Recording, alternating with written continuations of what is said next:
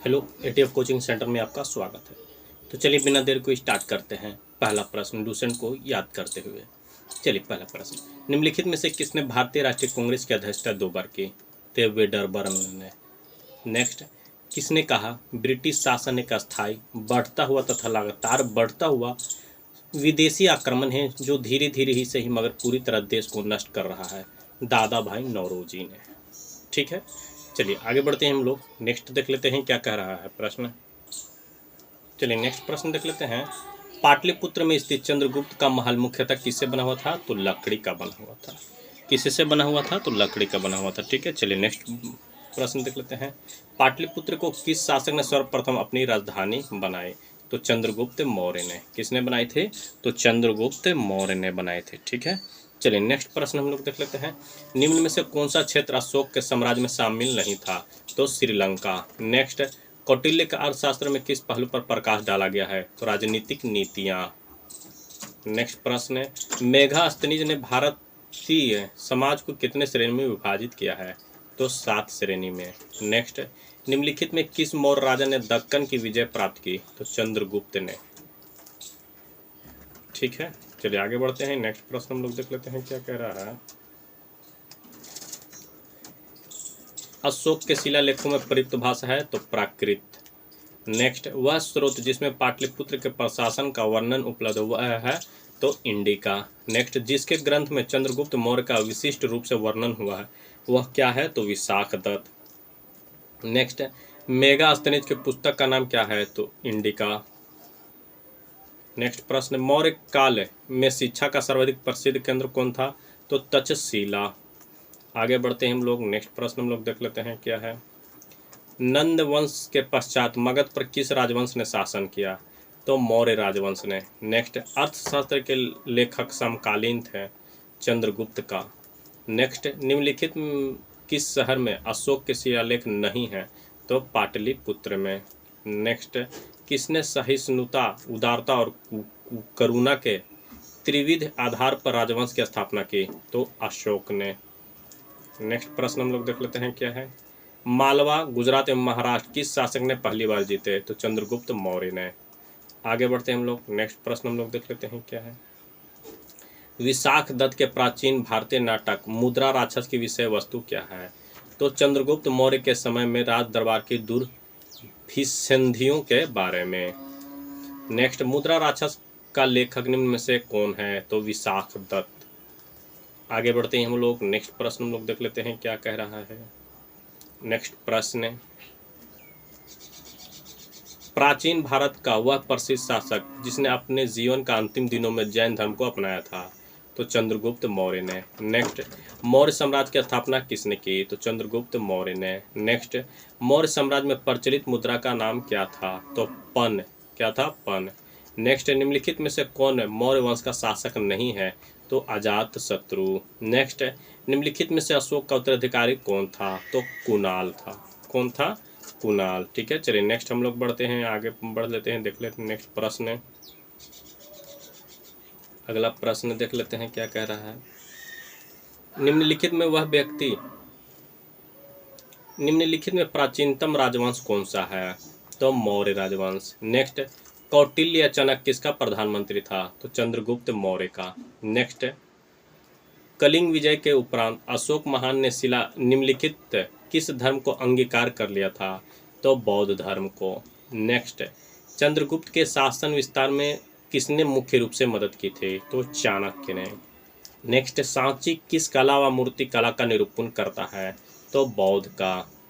आगे बढ़ते हैं हम लोग। नेक्स्ट प्रश्न हम लोग देख लेते हैं क्या कह रहा है। नेक्स्ट प्रश्न, वह शासक कौन था जिसने राज सिंहासन पर बैठने के लिए अपने बड़े भाई सुसीम की हत्या कर दी थी? तो अशोक ने। नेक्स्ट, निम्न में सम्राट अशोक की वह पत्नी कौन थी जिसने उसको प्रभावित किया था? तो कारुवाकी। नेक्स्ट, अशोक ने अपने सभी अभिलेखों में एक रूपता से किस प्रकृत का प्रयोग किया है? तो अर्धमागधी। नेक्स्ट, बिंदुसार ने विद्रोहियों को कुचलने के लिए अशोक को कहाँ भेजा था? तो तक्षशिला भेजा था। नेक्स्ट, निम्नलिखित में से वह व्यक्ति कौन है जिसका नाम देवान प्रियदर्शी भी था? तो अशोक था। आगे बढ़ते हैं। नेक्स्ट प्रश्न हम लोग देख लेते हैं क्या कह रहा है। नेक्स्ट प्रश्न, नेक्स्ट प्रश्न हम लोग देख लेते हैं। चाणक्य का अन्य नाम क्या था? तो विष्णुगुप्त। नेक्स्ट, निम्नांकित में से किसकी तुलना मैकियावेली के प्रिंस से की जाती है? तो कौटिल्य का अर्थशास्त्र। चलिए आगे बढ़ते हैं हम लोग। नेक्स्ट प्रश्न हम लोग देख लेते हैं क्या है। नेक्स्ट प्रश्न, प्रसिद्ध यूनानी राजदूत मेगास्थनीज भारत में किसके दरबार में आया था? तो चंद्रगुप्त मौर्य के। नेक्स्ट, चंद्रगुप्त मौर्य ने सेल्यूकस को कब पराजित किया? तो 305 ईसा पूर्व में। नेक्स्ट, निम्नलिखित में से कौन सा राजा प्रायः जनता के संपर्क में रहता था? तो अशोक। नेक्स्ट, अशोक ने 261 ईसा पूर्व में कलिंग को जीतने के बाद क्या किया?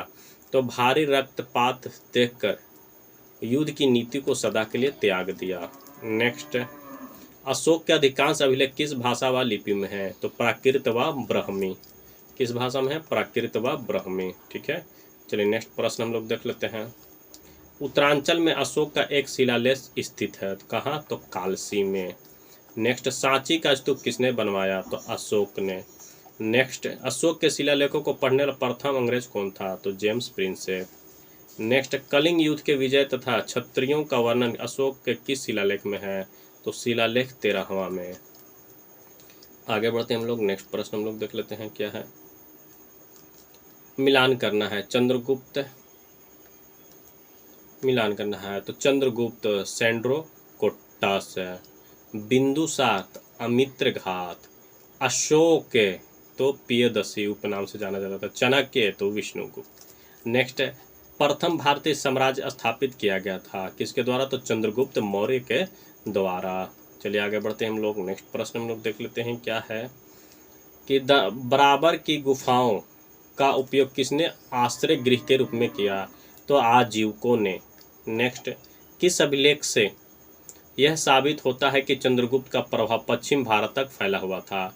तो रुद्रदमन का जूनागढ़ अभिलेख। नेक्स्ट, केवल वह स्तंभ जिसमें अशोक ने स्वयं को मगध का सम्राट बताया था? तो भाब्रू स्तंभ है। नेक्स्ट प्रश्न हम लोग देख लेते हैं क्या कह रहा है। चलिए मिलान करना। प्रांत और राजधानी, तो उत्तरापथ की राजधानी तक्षशिला थी, दक्षिणापथ की राजधानी सुवर्णगिरी थी, अवंती राष्ट्र की राजधानी उज्जैनी थी, प्राची राज्य की राजधानी तो पाटलिपुत्र थी। नेक्स्ट, किस ग्रंथ में शूद्रों के लिए आर्य शब्द का प्रयोग हुआ है? तो अर्थशास्त्र में। नेक्स्ट, अशोक ने अपने राज्याभिषेक के चौथे वर्ष में निग्रोध के प्रभाव से प्रभावित होकर किससे बौद्ध धर्म की दीक्षा ली थी? तो उपगुप्त से। किससे? तो उपगुप्त से। ठीक है, चलिए नेक्स्ट प्रश्न हम लोग देख लेते हैं क्या है। निम्नलिखित में से किस राज्य देश में अशोक के व्यक्तिगत नाम अशोक का उल्लेख मिलता है? तो मास्की। नेक्स्ट, निम्नलिखित वक्तव्यों में कौन सा एक वक्तव्य अशोक के प्रस्तर स्तंभों के बारे में गलत है? तो ये स्थापत्य संरचना के भाग हैं। नेक्स्ट, श्रीनगर की स्थापना किस मौर्य शासक ने की थी? तो अशोक ने की थी। चलिए आगे बढ़ते हैं हम लोग। नेक्स्ट प्रश्न हम लोग देख लेते हैं क्या कह रहा है कि अशोक के जो शिलालेख संगम राज्य के बारे में हमें बताते हैं उनमें शामिल क्या है? तो दूसरा एवं 13वां। कथन है क्या कर अशोक के राज्य देशों के अनुसार धार्मिक निष्ठा की अपेक्षा जनता के मध्य सामाजिक समरसता अधिक महत्वपूर्ण थी। उसने धर्म संवर्धन के स्थान पर समता के विचारों का प्रसार किया। ए और आर दोनों सही है और आर ए का सही व्याख्या भी करता है, ऑप्शन ए। चलिए आगे बढ़ते हैं। नेक्स्ट हम लोग प्रश्न देख लेते हैं क्या कह रहा है कि मौर्य नरेश के बारे में निम्न में से कौन सा कथन सही है? उन्होंने विकास किया था। तो संस्कृति, कला व साहित्य का, प्रांतीय विभाजन का और हिंदू कुश तक साम्राज्य का। ठीक है, नेक्स्ट कथन एक क्या कह रहा है? अशोक ने कलिंग को मौर्य साम्राज्य में जोड़ दिया था। कथन कारण आर क्या कह रहा है कि कलिंग दक्षिण भारत को आने वाले स्थलीय एवं समुद्री मार्गों को नियंत्रित करता था। तो ए और आर दोनों सही है, परंतु आर ए का भी सही व्याख्या करता है। चलिए आगे बढ़ते हैं हम लोग। नेक्स्ट प्रश्न हम लोग देख लेते हैं क्या कह रहा है। ठीक है, अगला प्रश्न, किस ग्रंथ में चंद्रगुप्त मौर्य के लिए विरसल यानी निम्न कुल शब्द का प्रयोग किया गया है? तो मुद्रा राक्षस। नेक्स्ट, कौन सी घोषणा युद्ध और हिंसा के प्रति अशोक के आंतरिक दुख को स्पष्ट करता है? कलिंग का पृथक शिलालेख। नेक्स्ट प्रश्न हम लोग देख लेते हैं क्या कह रहा है कि भारतीय किस मौर्य सम्राट ने एक विदेशी राजा सीरिया के एंटियोकस प्रथम से अंजीर, शराब और दार्शनिक को भारत भेजने का आग्रह किया था? तो बिंदुसार ने। नेक्स्ट, अशोक द्वारा कलिंग पर चढ़ाई की जानकारी के लिए कौन सबसे महत्वपूर्ण स्रोत है? तो 13वां वृहत शिलालेख है। नेक्स्ट, बिंदुसार की मृत्यु के समय अशोक किस प्रांत का गवर्नर था? तो उज्जैन का। नेक्स्ट, किस शिलालेख में अशोक ने घोषणा की है कि सारी प्रजा मेरी संतान है? तो पृथक कलिंग शिलालेख है। ठीक है, चलिए आगे बढ़ते हैं हम लोग। नेक्स्ट प्रश्न हम लोग देख लेते हैं क्या कह रहा है। चलिए नेक्स्ट प्रश्न हम लोग देख लेते हैं क्या कहता है। 43, कनिष्क बौद्ध धर्म की किस शाखा का अनुयायी था जिसका प्रसार उसने मध्य एशिया व सुदूर पूर्व में किया था? तो महायान का। नेक्स्ट, कनिष्क के शासनकाल की सर्वाधिक महत्वपूर्ण घटना कौन सी थी? तो चतुर्थ बौद्ध संगीति। नेक्स्ट, प्राचीन भारत का महान वैयाकरण पतंजलि किसका समकालीन था? तो पुष्यमित्र शुंग का। नेक्स्ट, सर्वप्रथम भारत में विशुद्ध संस्कृत भाषा में लंबा अभिलेख किस राजा द्वारा जारी किया गया था? तो शक राजा रुद्रदमन द्वारा। ठीक है, चलिए आगे बढ़ते हैं हम लोग। नेक्स्ट प्रश्न हम लोग देख लेते हैं क्या है। 47, किस राजा के शासनकाल में ईसाई धर्म प्रचारक सेंट थॉमस भारत आया था? तो गोंदो फिरनस है। नेक्स्ट, किस कुषाण शासक ने सर्वप्रथम स्वर्ण मुद्राएं जारी की? तो कड़फिसेस द्वितीय ने। नेक्स्ट, किस वंश के शासकों ने क्षत्रप प्रणाली का प्रयोग किया था? तो शक वंश के। नेक्स्ट, त्रातार मुक्तिदाता की उपाधि किस वंश के शासकों ने धारण किया? तो शक। नेक्स्ट, प्राचीन काल के भारत पर आक्रमणों के संबंध में कौन सा सही कालक्रम है? तो यूनानी, शक, कुषाण। नेक्स्ट, भारत में प्रथम बार सैनिक शासन व्यवहार में कब लाया गया था? ग्रीकों के द्वारा। कब लाया गया था? तो ग्रीकों के द्वारा। चलिए आगे बढ़ते हैं हम लोग। नेक्स्ट प्रश्न हम लोग देख लेते हैं क्या है। ईसा पूर्व दूसरी सदी के प्रारंभ में उत्तरी अफगानिस्तान में स्थापित भारत यूनानी राज्य कौन था? तो बैक्टीरिया। नेक्स्ट, 4 धातुओं सोना, चांदी, तांबा एवं सीसा में बनने वाले सिक्कों को क्या कहा जाता था? तो काशरपन। नेक्स्ट, प्रथम रोम के साथ किन लोगों का व्यवहार शुरू हुआ? तो तमिल एवं चेरो का। नेक्स्ट, मौर्योत्तरकालीन प्रमुख बंदरगाह में कौन आसक्त है? तो कोचीन। ठीक है, चलिए आगे बढ़ते हैं हम लोग। नेक्स्ट प्रश्न हम लोग देख लेते हैं। निम्न में से किस स्थान को पेरिपल्स ऑफ द इरिथ्रियन सी में पोडुके नाम से संबोधित किया गया है? तो अरिका मेडू। नेक्स्ट, मौर्य उत्तर काल में किसने भारत में हिंद यूनानी राज्य की स्थापना की? तो डेमेट्रियस ने। नेक्स्ट, निम्नलिखित में से किसने अपने जीवन के उत्तरार्ध में अपने पुत्र के हाथों में राज सत्ता सौंपकर बौद्ध भिक्षु हो गया था? तो मिनांडर।